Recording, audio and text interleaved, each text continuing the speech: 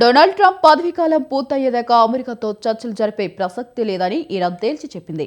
మరోవైపు అమెరికా తమ షరతులు అంగీకరించే వరకు హర్ముజ్ జలసంధి తెరిచే ప్రసక్తి లేదని ఇరాన్ విదేశాంగ శాఖ ప్రతినిధి ఇస్మాయిల్ తెలిపారు. రేవుల దిగ్బంధనాన్ని ఎత్తివేయడంతో పాటు యుద్ధం వల్ల ఇరాన్కు కలిగిన నష్టానికి పరిహారం చెల్లించాలని, ఆర్థిక ఆంక్షలను ఎత్తివేయాలని, స్తంభింపజేసిన ఇరాన్ ఆస్తులను విడుదల చేయాలని బఘేయి డిమాండ్ చేశారు.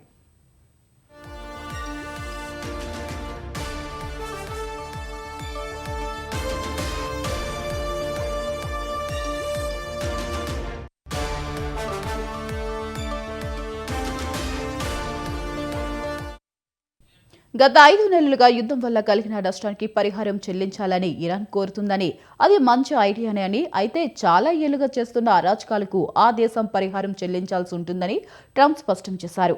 దశాబ్దాలుగా ఇరాన్ అరాచకాలు చేస్తుందని, ఆందోళన సందర్భంగా వేల మందిని చంపిందని, గత 5 నెలల్లో చంపిన 52,000 మందికి పరిహారం చెల్లించాలని డిమాండ్ చేశారు.